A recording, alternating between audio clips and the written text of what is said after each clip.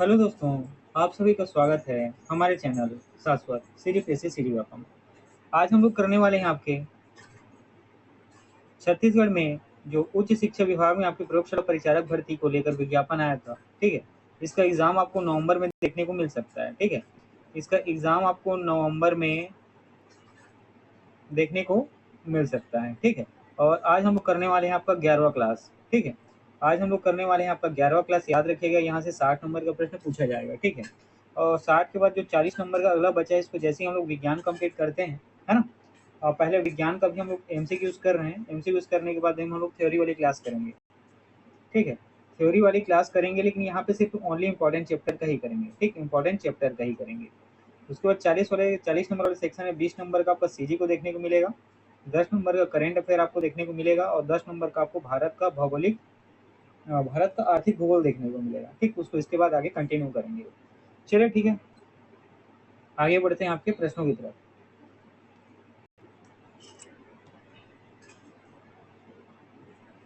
देखिए दोस्तों, ये आपका पहला प्रश्न है।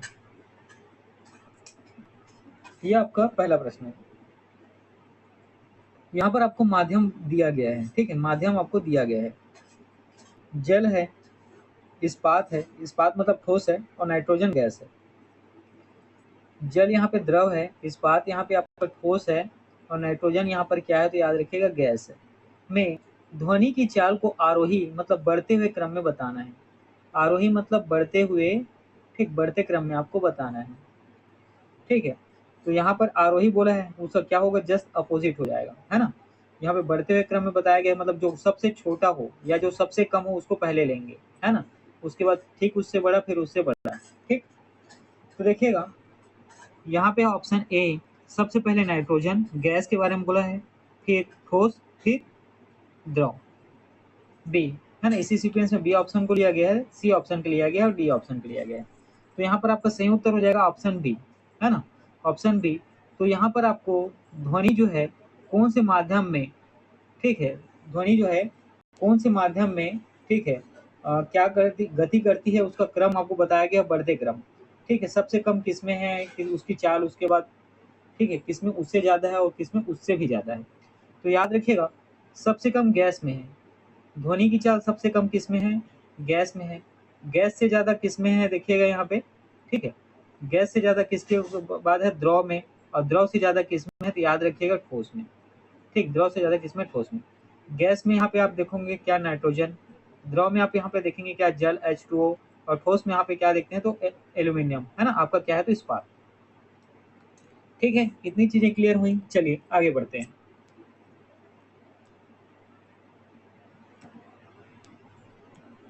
देखिएगा, ये आपका अगला प्रश्न है। यहाँ भी बोला गया है कि ध्वनि का वेग या चाल अधिकतम होता है किसमें, आपको बताने हैं। ठीक, इसके ठीक पिछले वाले प्रश्न में हम लोगों ने देखा कि सबसे ज्यादा किसमें था, ठोस में। सबसे ज्यादा किसमें था, ठोस में। अब देखिए यहाँ पे, ए निर्वात में, सी जल में, बी वायु में, और डी इस्पात में। तो याद रखिएगा, ध्वनि का वेग सबसे ज्यादा किसमें होता है तो इस्पात में। आपका सही उत्तर हो जाएगा। ठीक है, किसमें होता है तो इस्पात में होता है। ठीक है, तो चलिए आगे बढ़ते हैं।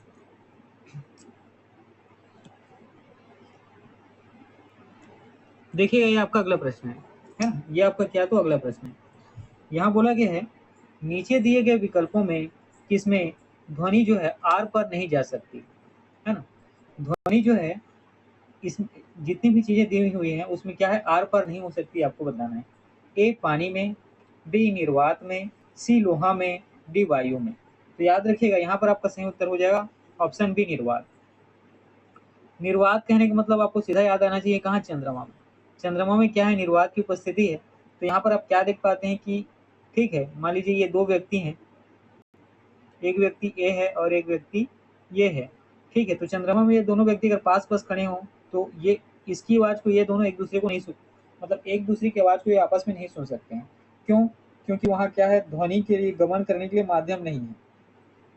क्योंकि वहाँ ध्वनि के गमन करने के लिए क्या तो माध्यम नहीं है। इसीलिए क्या होती है, ये आर पर नहीं जा सकती। इसीलिए क्या क्या तो ये आर पार नहीं जा सकती है। ठीक है, तो यहाँ आपका सही उत्तर हो जाएगा ऑप्शन बी निर्वात। चलिए देखिएगा, ये आपका अगला प्रश्न है। देखिए, म्यूजिक कंसर्ट, ठीक, म्यूजिक कंसर्ट्स की हाल की दीवारों को, ठीक, देखिए यहाँ म्यूजिक का एक फंक्शन हो रहा है ना, और ये कहाँ पे होता है, तो एक याद रखिएगा, म्यूजियम में होता है, समझिए, ठीक है, म्यूजियम में होता है, ऑर्गेनाइज किया जाता है क्या, तो याद रखिएगा म्यूजिक का, जिसे सुनने के लिए बहुत से लोग क्या होते हैं, जाते हैं, ठीक है। तो इसका जो हाल है, उसकी जो दीवारें हैं, जिस कंसर्ट में होता है या जिस हॉल में वो ठीक है ऑर्गेनाइज किया होता है, जो म्यूजिक कंसर्ट, उसकी दीवारों को कैसा होना चाहिए आपसे पूछा गया है। ए, ध्वनि को बढ़ाना चाहिए, बी, ध्वनि प्रेषित करना चाहिए, सी, ध्वनि को परावर्तित करना चाहिए, डी, ध्वनि का अवशोषण करना चाहिए। तो यहाँ पर आपका सही उत्तर हो जाएगा डी, ध्वनि का अवशोषण करना चाहिए। देखिए, जहाँ भी म्यूजिक का कंसर्ट हो रहा है, वहाँ की हाल को क्या करना चाहिए, ध्वनि को अवशोषण करना चाहिए, ठीक है। अगर वो ध्वनि का अवशोषण नहीं करेगा तो क्या होंगी, आवाजें गूंजेंगी, है ना, आवाजें क्या होंगी, परिवर्तित होंगी, ठीक है। चलिए, ठीक है, तो आवाजें क्या है, गूंजेंगी, परिवर्तित होंगी, तो लोग क्या करेंगे, चीजों को अच्छे से समझ नहीं पाएंगे। चलिए देखिए, ये आपका अगला प्रश्न है। स्पष्ट रूप से प्रतिध्वनि सुनने के लिए, है ना, स्पष्ट रूप से प्रतिध्वनि सुनने के लिए परावर्तित सतह और सुनने वाले के मध्य कम से कम दूरी जो होना चाहिए, वो कितना होना चाहिए, प्रश्न पूछा गया। आपको क्या सुनना है, प्रतिध्वनि सुनना है। प्रतिध्वनि सुनने के लिए जो परावर्तित सतह है, जिस सतह से क्या होती है, ठीक है, टकरा कर ध्वनि जो आपके पास आती है, और कोई व्यक्ति है जो उसको सुनता है, ठीक, कोई व्यक्ति है जो उस प्रतिध्वनि को सुनता है, तो इन दोनों के बीच की न्यूनतम दूरी कितनी होनी चाहिए, आपसे पूछा गया। ए 165 फीट, बी 165 मीटर, सी 165 फीट, और डी ये कितना है, ये 16.5 फीट है ना, कितना है, 16.5 फीट है, और ये है 16.5 मीटर, 16.5 मीटर। तो यहाँ पर आपका जो सही उत्तर हो जाएगा, ये होगा आपका ऑप्शन डी, 16.5 मीटर, है ना। प्रतिध्वनि सुनने के लिए परावर्तित सतह और आदमी के बीच की जो न्यूनतम दूरी है, वो कितनी होनी चाहिए, तो याद रखिएगा 16.5 मीटर, ठीक है। चलिए आगे बढ़ते हैं। देखिएगा, ये आपका पहला प्रश्न, ये आपका अगला प्रश्न है ना, ये आपका क्या, तो अगला प्रश्न है। इसमें बोला गया है कि ध्वनि एक महत्वपूर्ण अभिलक्षण है ना, जिसको कहते हैं तारत्व, पिच रखता है, जो किस पर निर्भर करता है। ध्वनि का एक लक्षण है, क्या है, तारत्व, जिसमें इंग्लिश में पिच कहते हैं, ये किस पर निर्भर करता है, ये प्रश्न आपसे पूछा गया। ए, तीव्रता पर, बी, आवृत्ति पर, सी, गुणवत्ता पर, और डी, आयाम पर। तो इसका आपका सही उत्तर हो जाएगा, तो याद रखिएगा वो है आवृत्ति पर, ठीक, ऑप्शन बी, आवृत्ति पर, ये आपका क्या हो जाएगा, तो सही उत्तर हो जाएगा। देखिएगा, कोई भी ध्वनि है, ठीक है, इस ध्वनि की जो आवृत्ति को, ठीक है, क्या करता है, हमारा मस्तिष्क अनुभव करता है, ठीक, किसी भी ध्वनि की आवृत्ति को हमारा मस्तिष्क क्या करता है, अनुभव करता है, और जो अनुभव करता है उसी को हम लोग क्या कहते हैं, तारत्व कहते हैं, इसी को हम लोग पिच कहते हैं, ठीक, उसी को हम लोग क्या कहते हैं, तारत्व कहते हैं, उसी को पिच कहते हैं। तो याद रखिएगा, आवृत्ति जितनी अधिक होगी, आपको क्या ध्यान देना है, आवृत्ति जितनी अधिक होगी, उसका तारत्व भी, है ना, आवृत्ति जो है जितनी अधिक होगी, उसका तारत्व क्या होता है, उतना ही कम होता है। देखिए देखिए, है ना, मैंने उल्टा बोल दिया। आवृत्ति जो है जितनी अधिक होगी, उसका तारत्व जो है उतना ही अधिक होगा। आवृत्ति जितनी कम होगी, उसका तारत्व भी उतना क्या हो जाएगा, तो कम हो जाएगा, ठीक है। यहाँ तक चीजें क्लियर हुई। चलिए आगे बढ़ते हैं। याद रखना है ना, आवृत्ति जितनी क्या होगी, अधिक होगी, उसका तारत्व भी उतना ही अधिक होगा। आवृत्ति जितनी कम होगी, उसकी तारत्व भी उतना ही कम होगा, ठीक है। चलिए देखिए, ये आपका अगला प्रश्न है। सबसे पहले प्रश्न को देखिए। एक अंतरिक्ष यात्री अपने सहपाठी, अपने दोस्त को चंद्रमा की सतह पर नहीं सुन सकता, क्यों। इसका मैंने थोड़ी देर पहले, दूसरा क्वेश्चन ही था शायद, है ना, उसमें मैंने इसको एक्सप्लेन किया। एक, उत्पादित आवृत्ति ध्वनि आवृत्ति से अधिक होती है। रात्रि में तापमान बहुत कम और दिन में अत्यधिक होता है। सी, ध्वनि प्रचारित करने का माध्यम नहीं होता। डी, चंद्रमा की सतह पर कई क्रेटर होते हैं। तो इस प्रश्न का जो आपका सही उत्तर हो जाएगा, ये होगा ऑप्शन सी, ध्वनि प्रचारित करने का क्या नहीं होता, तो माध्यम नहीं होता। चंद्रमा में क्या है, तो याद रखिएगा निर्वात है ना, चंद्रमा में क्या है, निर्वात है। निर्वात कहने का मतलब क्या है, शून्य है, वहां कोई माध्यम नहीं है। चंद्रमा में कोई भी माध्यम नहीं है, और ध्वनि को गमन करने के लिए, एक दूसरे को, है ना, एक दूसरे की ध्वनि को सुनने के लिए क्या होना जरूरी है, माध्यम को होना जरूरी है, इसलिए यहाँ पर आपका सही उत्तर हो जाएगा ऑप्शन सी, ध्वनि जो है प्रचारित करने का माध्यम नहीं होता है। ठीक है, चलिए ये आपका अगला प्रश्न है, देखिएगा। सबसे पहले प्रश्न को अच्छे से पढ़ेंगे। चमगादड़ जो है अंधेरी रातों में उड़ सकता है और अपना शिकार भी कर सकता है, इसका कारण क्या है आपको बताना है। ए, उनकी आंखों के तारे बड़े होते हैं। बी, उनकी रात्रि दृष्टि बहुत अच्छी होती है। सी, प्रत्येक चिड़िया ऐसा कर सकती है। डी, वे परध्वनि तरंगे निकालते हैं और उन्हीं के द्वारा निर्देशित होते हैं। तो यहाँ आपका सही उत्तर हो जाएगा ऑप्शन डी, है ना। देखिए चमगादड़ क्या करता है, याद रखिएगा। चमगादड़ ये क्या करता है जब ठीक है, चमगादड़ जब उड़ता है, ठीक है, तो ये क्या करता है, परध्वनि तरंगे निकालता है। ठीक है, तो रात के अंधेरे में देखिएगा होता क्या है, ये परध्वनि तरंगे निकालता है और ये तरंगे जो है ना, इस तरीके से क्या करती हैं, गमन करती हैं और गमन करते हुए क्या होती है, आगे की ओर जाती हैं और जहां भी कोई ऐसा वस्तु आ जाता है, ठीक है, जो क्या हो, उसका अवरोधक हो, तो उससे टकरा कर पुनः वापस किसके पास आ जाती हैं, चमगादड़ के पास आती हैं। इसको क्या, ठीक है, तो चमगादड़ इसको क्या कर लेता है, सेंस कर लेता है। जैसे समझिएगा, यहाँ से चमगादड़ उड़ रहा है और ये बिल्डिंग है, ठीक है, चमगादड़ यहाँ से उड़ रहा है, बिल्डिंग है, तो ये क्या करेगा, परध्वनि तरंगे निकले छोड़ेगा और जैसे परध्वनि छोड़ेगा, ये क्या होगा, इस बिल्डिंग के ठोस पार्ट से ये टकराएगा, वापस किसके पास जाएगा, चमगादड़ के पास जाएगा। तो ये क्या करेगा, रात में उड़ते उड़ते अपने डायरेक्शन को चेंज कर लेगा। ठीक है, चीजें आपको समझ में आई, तो यही इसी कारण इसका उत्तर जो है आपका ऑप्शन डी हो जाएगा।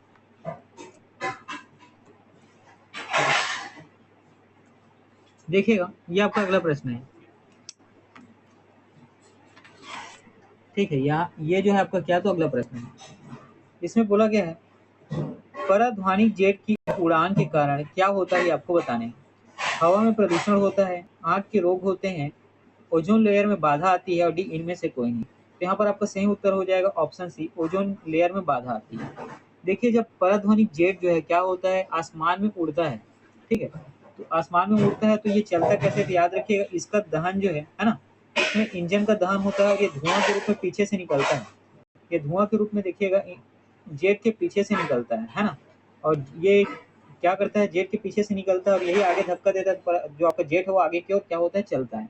ठीक, तो ये धुआं निकलता है तो इसमें गैस वाष्प रहते हैं, गैस रहता है, वाष्प रहता है, धूल कण रहते हैं। ठीक है, क्या रहते हैं, धूल कण रहते हैं। ठीक है, ये सारी चीजें आपको इसमें देखने को मिलती हैं। तो ये करती क्या है, देखिएगा बेसिकली ये, ठीक है, वायुमंडल को, ठीक है, क्या करती हैं, प्रदूषित करती हैं। वायुमंडल को बेसिकली करती क्या है, तो याद रखिएगा प्रदूषित करती हैं और, ठीक है, और साथ ही नाइट्रोजन और ऑक्सीजन की उपस्थिति में ये क्या बनाती है, नाइट्रस ऑक्साइड बनाती हैं। क्या बनाती है, नाइट्रस ऑक्साइड बनाती है। यही क्या करता है, नाइट्रस ऑक्साइड ही ओजोन परत का क्षरण करता है, ओजोन परत को नुकसान पहुंचाता है। ठीक, तो परध्वनिक जेट के बारे में क्या आप लोगों ने देखा कि जब ये चलती हैं तो चलती कैसी हैं, तो इनका इंजन का, है ना, इंजन में दहन होता है और ये पीछे की तरफ क्या करती है, धुआं छोड़ती है ना, और आगे की ओर ये आगे बढ़ती है, इस तरीके से ये चलता है। तो जो धुआं छोड़ती है उसमें गैस होता है, वाष्प होता है, धूल के कण होते हैं। ये वायुमंडलीय स्थिति को उस समय क्या करते हैं, थोड़ी से, है ना, खराब करते हैं। और देखिए ऑक्सीजन की उपस्थिति में जो नाइट्रोजन है, ठीक है, जो इसके द्वारा छोड़े गए धूल कण और अलग अलग जो गैस वाष्प होते हैं, वो क्या करते हैं, नाइट्रस ऑक्साइड बनाते हैं और वो नाइट्रस ऑक्साइड जो ओजोन परत का क्या करता है, तो क्षरण करता है। ठीक है, ओजोन परत को नुकसान पहुंचाता है। देखिएगा ये आपका अगला प्रश्न है। ठीक है, देखिएगा ये जो है आपका क्या, तो अगला प्रश्न है। जब एक ध्वनि तरंग, है ना, जब देखिएगा, जब एक ध्वनि तरंग एक माध्यम से दूसरे माध्यम में जाती है तो वह राशि क्या है जो अपरिवर्तित होती है। ठीक है, मान लीजिए माध्यम यहाँ पे हम लोग ले लेते हैं एक, ठीक है, द्रव, यहाँ पे आप ले लीजिए वायु का माध्यम ले लीजिए और दूसरा द्रव ले लीजिए, ये दो माध्यम है। ठीक है, जब ध्वनि जो है वायु के माध्यम से आपके द्रव में जाती है, कहने का मतलब देखिए ये क्या है, मान लीजिए ये तालाब है और यहाँ पे आप बैठे हैं, तो ये वायु यहाँ से आप बोलेंगे पहले तो वायु माध्यम में होगा, फिर इसमें, ठीक है, द्रव वाले माध्यम में जाती है, तो इसका क्या चीज अपरिवर्तित रहता है, ये आपसे पूछा है। देखिए ये ऊपर नीचे हो गया ना, ये आपका बी आयाम, ए आवृत्ति, सी तरंगदैर्घ्य, डी चाल। ये उपयुक्त में से कोई नहीं है, उपयुक्त में से एक से अधिक। तो यहाँ पर आपका याद रखिएगा, जब ध्वनि तरंगे जो हैं एक माध्यम से दूसरे माध्यम में जाती हैं तो उनकी जो है आवृत्ति है ना, उसकी जो है क्या, तो आवृत्ति जो है क्या होती है, अपरिवर्तित रहती है। ठीक, उसकी आवृत्ति जो है क्या होती है, तो याद रखिएगा अपरिवर्तित रहती है। ठीक, इतनी चीजें क्लियर हुई। चलिए आगे बढ़ते हैं। देखिएगा ये आपका अगला प्रश्न है ना, ये आपका अगला प्रश्न है। दूरदर्शन प्रसारण है ना। अब दूरदर्शन चैनल देखते होंगे तो उसका जिस तरीके से प्रसारण होता है उसमें चित्र संदेशों का संचरण होता है। ठीक, दूरदर्शन चैनल आप लगाना, उसमें आप देखोगे तो न्यूज़ देखते रहे, न्यूज़ दिखेगा आपको, या बहुत सारी आप लोग क्या देखते हैं, चित्रहार देखते हैं, तो उसमें आपको क्या देखने को मिलता है, चित्र संदेश देखने को मिलता है। ठीक है, चित्र संदेश क्या होता है, देखने को मिलता है। तो उसका संचरण किस प्रकार से होता है, ये प्रश्न आपसे पूछा। ए आयाम मॉडुलन द्वारा, बी आवृत्ति मॉडुलन द्वारा, सी कला मॉडुलन द्वारा, और डी कोण मॉडुलन द्वारा। तो यहाँ पर आपका सही उत्तर हो जाएगा ऑप्शन ए आयाम मॉडुलन द्वारा। किसके द्वारा, तो आयाम मॉडुलन के द्वारा उसका चित्र संदेश का क्या किया जाता है, संचरण किया जाता है। ठीक है, इतनी चीज क्लियर हुई। चलिए आगे बढ़ते हैं। देखिएगा ये आपका अगला प्रश्न है। ठीक है, देखिए आपका यही तो आपका अगला प्रश्न है ना। बोला गया है एक 100 वाट का बिजली का बल्ब 10 घंटे जलता है, तो 5 रुपए प्रति यूनिट की दर से विद्युत खर्च कितना आएगा, ये प्रश्न आपसे पूछा गया है।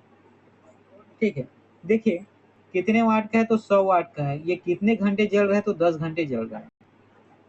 ठीक है, 100 वाट का बल्ब है, 10 घंटे जल रहा है, 10 आवर्स क्या हो रहा है, तो जल रहा है। तो 100 वाट का है, 10 घंटे जलेगा तो कितना हो जाएगा, 1000। ठीक है, तो 1000 वाट घंटा हो जाएगा। कुल कितनी ऊर्जा जलाएगा ये, 1000 वाट घंटा। तो 1000 वाट घंटा को 1 किलो वाट घंटा भी आप कह सकते हैं। ठीक, 1 किलो वाट घंटा भी आप क्या कह सकते हैं। और 1 किलो वाट घंटा कितना होता है, 1 यूनिट के बराबर होता है। ठीक, 1 किलो वाट घंटा कितना होता है, 1 यूनिट के बराबर होता है ना। कितना होता है, तो याद रखिएगा 1 यूनिट के बराबर होता है। तो 1 यूनिट विद्युत का मूल्य यहाँ से कितना हो गया, तो याद रखिएगा 5 रुपए, है ना। ये पूछा गया ना, 5 रुपए प्रति यूनिट कितना बताया गया है, 5 रुपए प्रति यूनिट बताया गया है। तो 1 यूनिट की वैल्यू कितनी है, 5 रुपए प्रति यूनिट है ना। तो 1 यूनिट की वैल्यू कितनी, 5 रुपए प्रति यूनिट है। तो ऑप्शन आपका ए 5 रुपए सही उत्तर हो जाएगा। ठीक है, चलिए आगे बढ़ते हैं।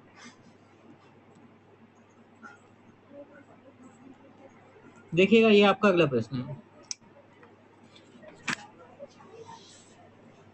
ठीक, देखिए यहाँ पे एक मकान में 2 बल्ब लगे हैं, उनमें से एक दूसरे से अधिक प्रकाश देता है, उसका कथन क्या सही होगा, ये बताना है। देखिए एक घर है, यहाँ इस प्रकार से 2 बल्ब लगा है, उसमें ये ए वाला जो है बी से अधिक क्या करता है, प्रकाश देता है। ये ज्यादा प्रकाश देता है, ये कम प्रकाश देता है। इसका कारण क्या है आपको बताना है। ए प्रकाश की दीप्ति रेजिस्टेंस पर निर्भर नहीं है। बी दोनों बल्बों में रेजिस्टेंस समान है। ठीक, अधिक प्रकाश वाले बल्ब में रेजिस्टेंस अधिक है। और डी कम प्रकाश वाले बल्ब में रेजिस्टेंस अधिक है। तो यहाँ पर आपका सही उत्तर जो हो जाएगा ये होगा आपका ऑप्शन डी, है ना। ये आपका कौन सा हो जाएगा, तो याद रखिएगा ये होगा आपका ऑप्शन डी। ठीक है, देखिए क्या प्रतिरोध ज्यादा है ना, प्रतिरोधक ज्यादा है या प्रतिरोध ज्यादा है तभी क्या होगी, जो बल्ब है वो कम प्रकाश देगी, है ना। अगर प्रतिरोध कम है, ठीक है, अगर प्रतिरोध कम होता उस बल्ब में तो क्या होता, वो बल्ब जो है क्या करता, अधिक प्रकाश देता। ठीक, बल्ब जो है क्या करता, तो अधिक प्रकाश देता। ठीक है, तो ऑप्शन डी आपका सही उत्तर हो जाएगा। देखिए प्रतिरोध कम रहेगा तो बल्ब अधिक प्रकाश देगा, प्रतिरोध ज्यादा रहेगा तो बल्ब जो है कम प्रकाश देगा। ठीक है, बस इतनी चीजें हैं। चलिए आगे बढ़ते हैं। देखिएगा ये आपका अगला प्रश्न है। इसमें बोला गया है कि डायनोमो का कार्य क्या होता है, ये आपको बताना है ना। डायनोमो का कार्य क्या है, ये आपको बताना है। देखिए ए विद्युत ऊर्जा को यांत्रिक ऊर्जा में बदलना, बी रासायनिक ऊर्जा को विद्युत ऊर्जा में बदलना, सी यांत्रिक ऊर्जा को विद्युत ऊर्जा में बदलना, और डी विद्युत ऊर्जा को रासायनिक ऊर्जा में बदलना। तो डायनोमो एक क्या है, तो याद रखिएगा एक मैकेनिकल मशीन है ना। डायनोमो क्या है, तो याद रखिएगा एक मैकेनिकल मशीन है। तो ये क्या करता है, यांत्रिक ऊर्जा को विद्युत ऊर्जा में बदलता है। जो मैकेनिकल ऊर्जा होता है ना, ठीक, डायनेमो जो है मैकेनिकल ऊर्जा को किसमें, तो इलेक्ट्रिक ऊर्जा में बदलता है ना, इलेक्ट्रिसिटी ऊर्जा में बदलता है। तो डायनेमो क्या है, तो एक मैकेनिकल मशीन है, क्या करता है, मैकेनिकल ऊर्जा को विद्युत ऊर्जा में बदलता है। ठीक है, बस इतनी चीजें याद रखनी है। चलिए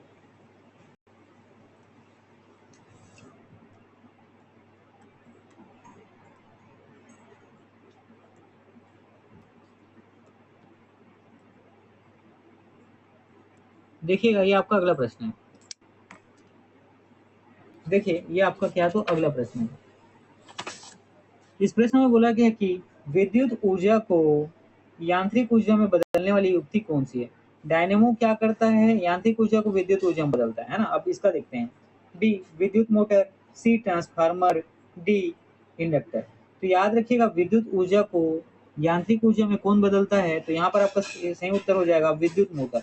विद्युत मोटर ये करता क्या है? जो आपकी विद्युत ऊर्जा है, ठीक है, विद्युत ऊर्जा को क्या करता है? यांत्रिक ऊर्जा में बदलता है। ठीक है, विद्युत मोटर क्या करता है? यांत्रिक ऊर्जा को विद्युत ऊर्जा में बदलता है। ठीक है, इतनी चीजें की हुई क्लियर। चलिए आगे बढ़ते हैं। देखिएगा ये आपका अगला प्रश्न है। इसमें बोला गया है कि विद्युत चुंबकीय प्रेरण ये किस पर आधारित युक्ति है? ठीक है, किस पर आधारित यंत्र है ये आपको बताना है। विद्युत चुंबकीय प्रेरण से आधारित यंत्र का नाम क्या है ये आपको बताने हैं, है ना। ए धारा मापी, बी विभव मापी, है ना, ए धारा मापी, सी डायनेमो, बी विभव मापी और डी विद्युत मोटर। तो इस प्रश्न का उत्तर हो जाएगा आपका ऑप्शन सी डायनेमो और ऑप्शन डी विद्युत मोटर। ठीक है, तो देखिएगा इस प्रश्न का आपको दो उत्तर देखने को मिलेगा। विद्युत चुंबकीय प्रेरण पर आधारित युक्ति के नाम एक तो डायनेमो होता है और दूसरा विद्युत मोटर। ये दोनों किस पर आधारित है? तो विद्युत चुंबकीय प्रेरण पर। ये दोनों किस पर आधारित हैं? तो याद रखिएगा विद्युत चुंबकीय प्रेरण पर दोनों ही आधारित हैं। कौन? तो डायनेमो और विद्युत मोटर। ठीक है, इतनी चीज क्लियर हुई। चलिए आगे बढ़ते हैं।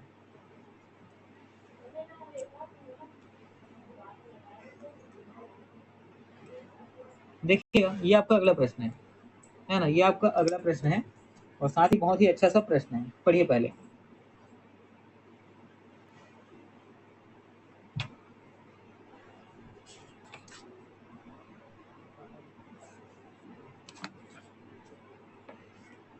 कम वोल्टेज पर कार्य करने पर विद्युत मोटर प्रायः जल जाते हैं, क्योंकि देखिए आपका वोल्टेज कम है, ठीक है, आपका वोल्टेज कम है और मान लीजिए आप पंखा को चलाएंगे, ठीक है, और पंखा क्या होता है अपनी पूरी क्षमता से नहीं चलता है, वो आवाज करता है बेचारा अपनी कम क्षमता के साथ, है ना। कम वो क्या करता है अपनी कम क्षमता के साथ चलेगा और आवाज ज्यादा करेगा। ठीक, तो यही पूछा गया है कि यदि वोल्टेज कम है और विद्युत मोटर को प्राय क्या अब क्या करेंगे? विद्युत मोटर प्राय जल जाते हैं।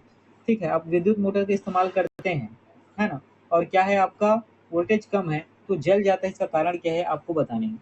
ए वे अधिक विद्युत धारा खींचते हैं जो वोल्टेज के प्रति लोमानुपाती होता है। बी वे अधिक विद्युत धारा खींचते हैं जो वोल्टेज के वर्गमूल के प्रति लोमानुपाती होता है। सी वे V2, है ना, ये आपका क्या हो जाएगा? V square. वे V स्क्वायर के समानुपाती ऊष्मा खींचते हैं। डी कम वोल्टेज विद्युत विसर्जन प्रारंभ कर देता है। तो यहाँ पर आपका ऑप्शन ए सही हो जाएगा। वे अधिक देखिए वोल्टेज कम है, क्या करेंगे? वे विद्युत धारा अधिक खींचेंगे। ठीक, विद्युत धारा क्या करेगा? अधिक खींचेगा। ठीक, विद्युत धारा ज्यादा खींचेगा जिसके कारण इसका वोल्टेज जो है ये क्या हो जाएगा? प्रतिलोमानुपाती हो जाएगा। वोल्टेज जो है क्या, याद रखिएगा, क्या हो जाएगा? तो प्रतिलोमानुपाती हो जाएगा। ठीक है, इतनी चीजें क्लियर हुई। चलिए आगे बढ़ते हैं।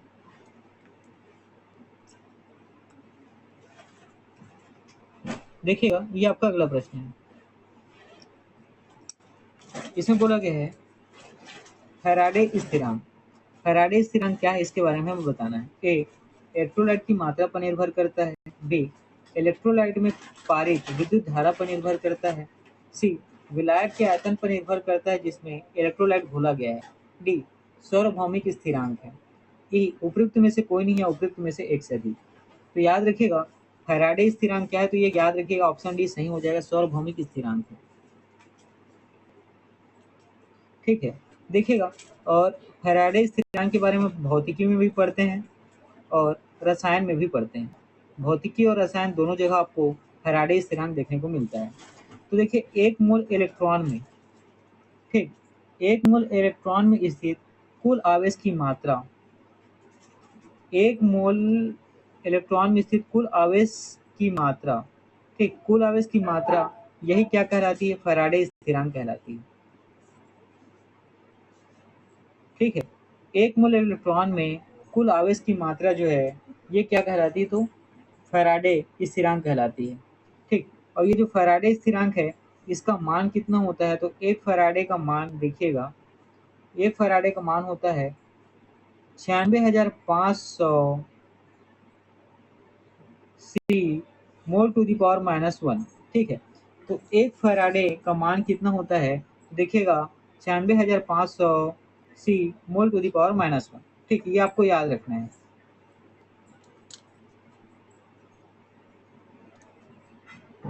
चलिए आगे बढ़ते हैं। देखिएगा ये आपका अगला प्रश्न है, ये जो है आपका अगला प्रश्न है। इसमें बोला गया है कि निम्न में से कौन सी धातु रोशनी के बल्बों में फिलामेंट के रूप में प्रयोग की जाती है। जो आप बल्ब इस्तेमाल करते हैं उसमें जो फिलामेंट होता है ना, आप वो, ठीक है, जो जो पुरानी बल्ब है, देखना है ना, पुरानी बल्ब है जो क्या करती है, पीले हल्दी रंग का प्रकाश देती है। ठीक, पीले हल्दी रंग का प्रकाश देती है। उसमें देखेंगे इस तरीके से स्ट्रक्चर आपको देखने को मिलता है, उसमें इस तरीके का स्ट्रक्चर आपको देखने को मिलता है। यही क्या है, तो याद रखिए फिलामेंट। तो फिलामेंट है कौन सी धातु का बना होता है, ये प्रश्न आपसे पूछा गया है। ये जो फिलामेंट है ये कौन सी धातु का बना गया है, ये प्रश्न आपसे पूछा गया है। ए लोहे का, सी चांदी का, बी मोलिब्डेनम का, है ना, और डी टंगस्टन का, डी टंगस्टन का। तो यहाँ पर आपका सही उत्तर हो जाएगा किसका बना होता है, तो टंगस्टन का। और टंगस्टन का बने होने का कारण क्या है, तो याद रखिएगा ये अधिक गर्मी, ठीक है, ये अधिक गर्म क्या कर सकता है, ज़्यादा गर्म को क्या कर सकता है, वहन कर सकता है।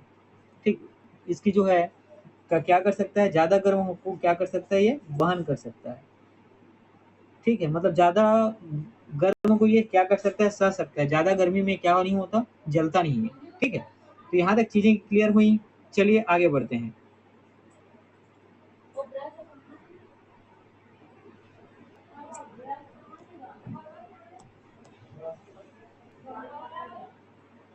ठीक है दोस्तों, आज के क्लास में इतना ही रखता हूँ। जितने भी क्वेश्चन थे, है ना, क्वेश्चन थे, सबको आप अच्छे से क्या करेंगे, पढ़ेंगे।